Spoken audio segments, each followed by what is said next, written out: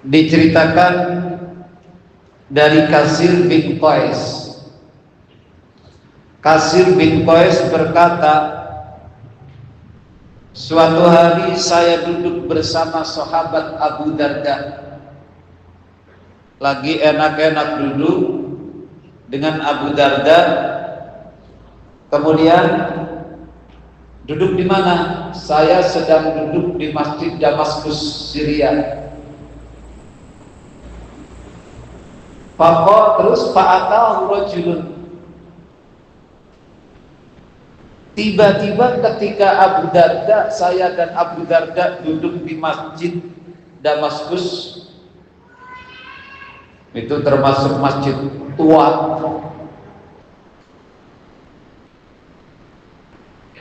masjid yang dibangun masa dinasti Amawiyah, makanya dikenal dengan Masjid Amawi. Tiba-tiba ada orang laki-laki datang kepada Abu Darda.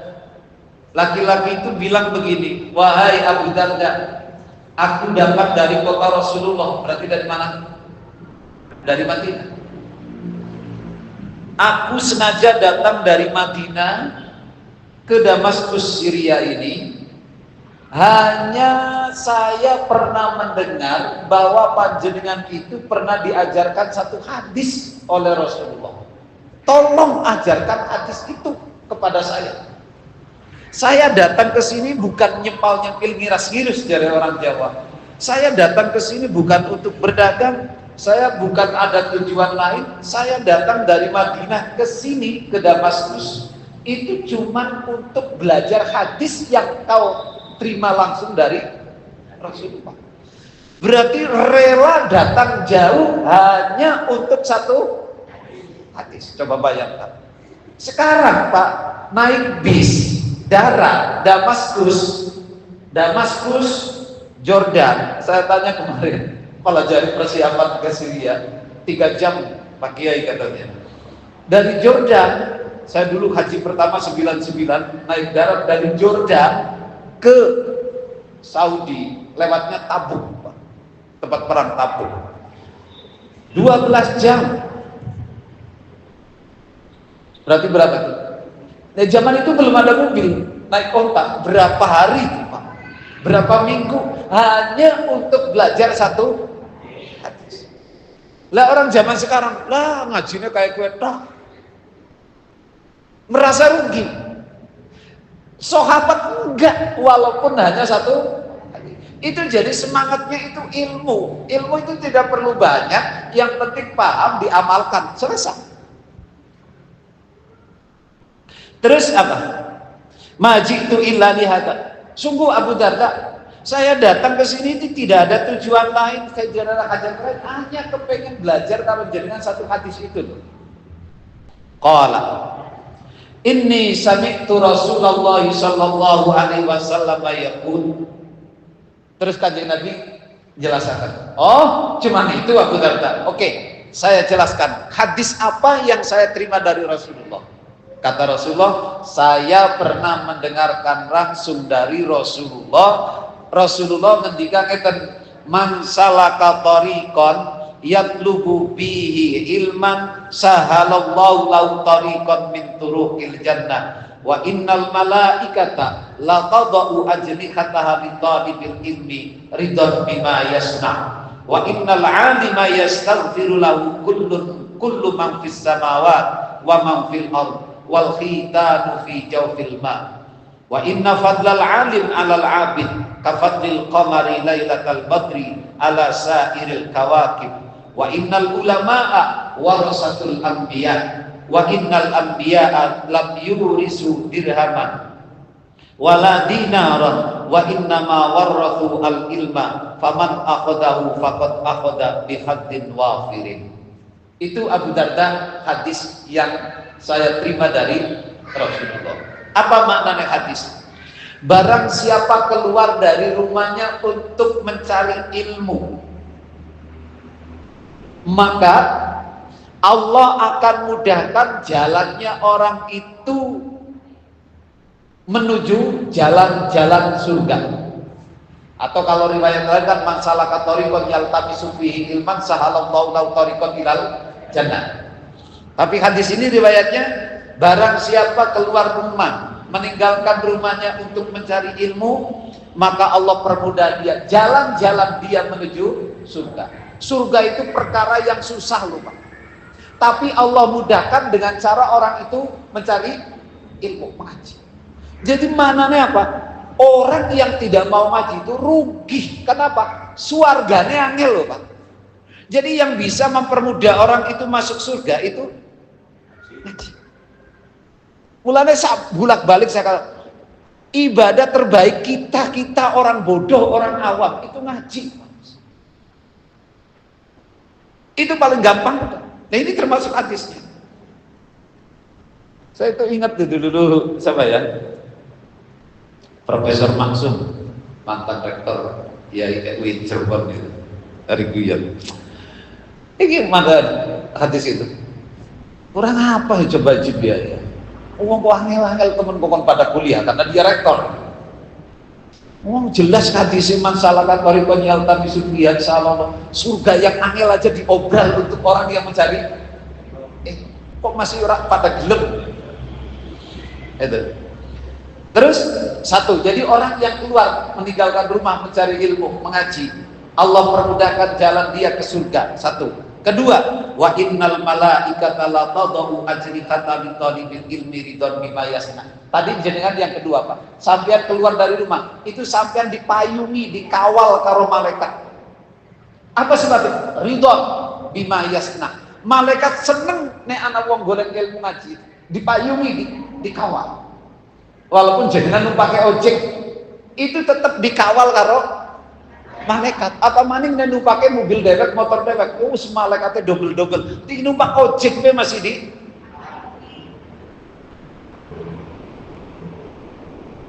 Itu dua keuntungannya orang mencari ilmu ngaji. Yang ketiga apa lagi? Wa innal alim yastaghfiru lahu kullu man fis samawati wa man fil ardh.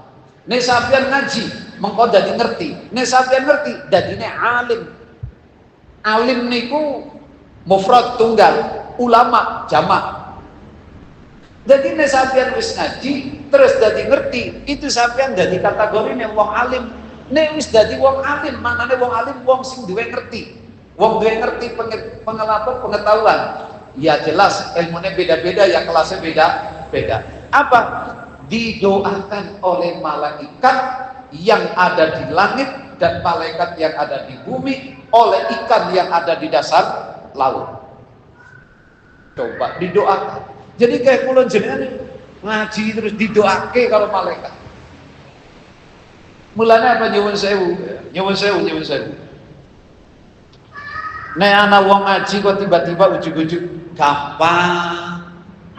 gampang, penak. Itu salah satunya adalah doanya malaikat. Tapi tadi saya sambil di mobil bikin status, kalau Anda seorang murid, nyuwun sewu, tadi saya bikin status gini, kalau Anda seorang murid, tiba-tiba hidupnya susah, rezekinya sumpet, anak angel, bisa jadi itu karena kurang takdimu kepada guru. Itu benar Pak. Saestu itu nyuwun sewu. Saya bolak-balik saya cerita saya sendiri. Saya tuh nggak nyangka bisa wani ngaji kan pirang-pirang kitab apa. Dulu saya nggak bisa Pak, nggak bisa. Tapi kok sekarang saya bilang sama santri-santri saya, sok kasih kitab apa aja ke saya. Kasih kitab saya insya Allah bisa. Itu tak goleti Pak, tak goleti. Apa ya sebabnya? Iki nek cara ilmu adabul alim wal mutalim kan arane futuh. Penyebabnya apa?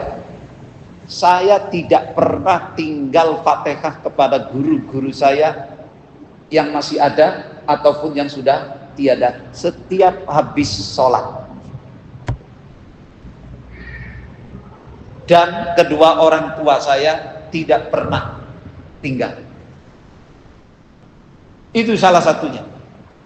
Jadi mendoakan itu termasuk takdim. Justru itu yang menyambung koneksitas antara murid dengan guru.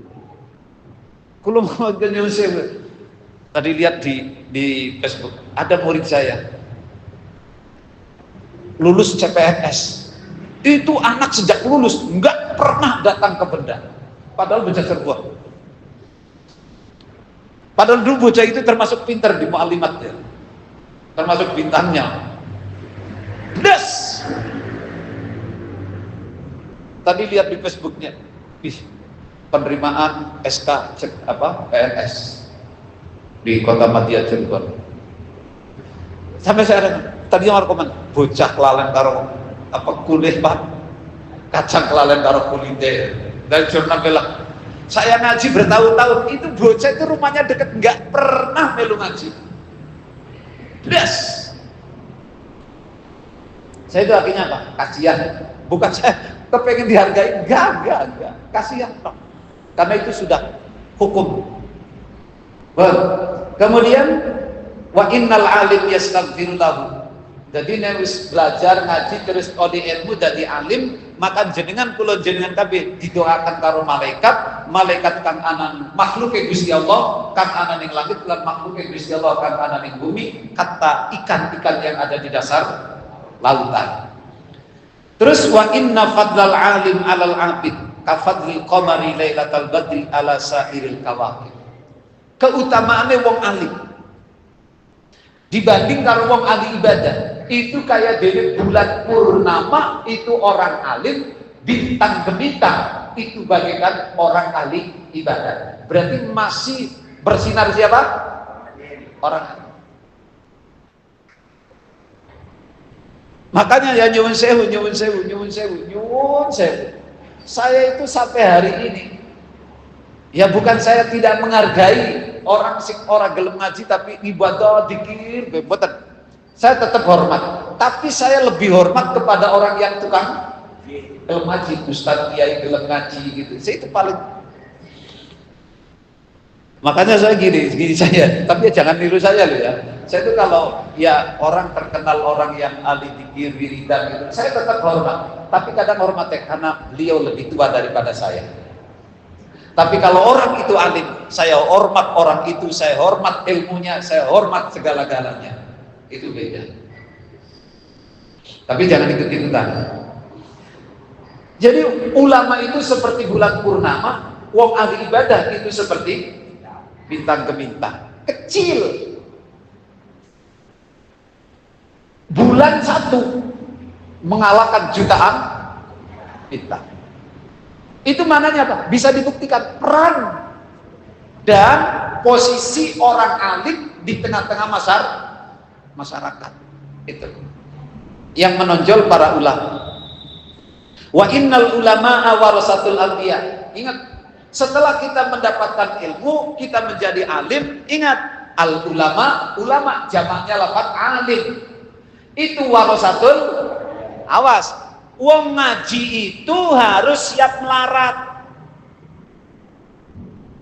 Wong ngaji harus siap melarat. Kenapa? Al ulama warasatul, di antara sifatnya para nabi itu adalah fakir. Mulanya tadi itu barusan di-share sama Lutfi, Kanjeng Nabi Rasulullah menolak menjadi kaya. Ketika Jibril datang, Muhammad setuju Jabal Abi Kubais itu tak balik tadi? Enggaklah, Jibril menolak itu ya. Jadi harus warasatul anbiya. Jadi di mana nih warasatul anbiya itu sifat-sifatnya kan dari Kanjeng Nabi itu mau sugi, nerima apa anaknya sekali sehari makan 3 hari itu. Apalagi kalau melihat karomatnya orang fakir yang sudah di-share itu luar biasa. Terus wa innal anbiya alam yurisu dirhaman wala dinaran. Ingat, nabi itu tidak mewariskan duit, tidak dirham, tidak dinar, tapi wa innama warasu al-ilma. Para nabi itu cuma mewariskan ilmu. Berarti kalau kita kepengen jadi umat Kanjeng Nabi yang untuk ngaji, untuk menjemput warisan. Kenapa warisannya wong tua kita gontok-gontokan, tapi warisannya nabinya dewek lah kasih kita. Bang sudah dijelaskan ne dunia niku tinggalane korun karo firman ono ae. Neng ilmu niku tinggalane para nabi lan para ulama. Kenapa kita pada kenteng-kentengan rebutan warisannya korun karo Fir'aun?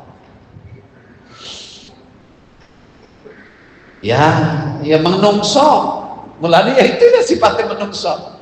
Sing kelalen ya kejebur. Mulane terus jar apa? Jare kanjeng Nabi, "Faman akhadahu faqad akhadha bihaddin wafirin." Karena itu barang siapa mengambil tinggalan warisan para nabi, dialah orang yang sukses, dialah orang yang beruntung karena mengambil jatah warisan dari kanjeng Nabi.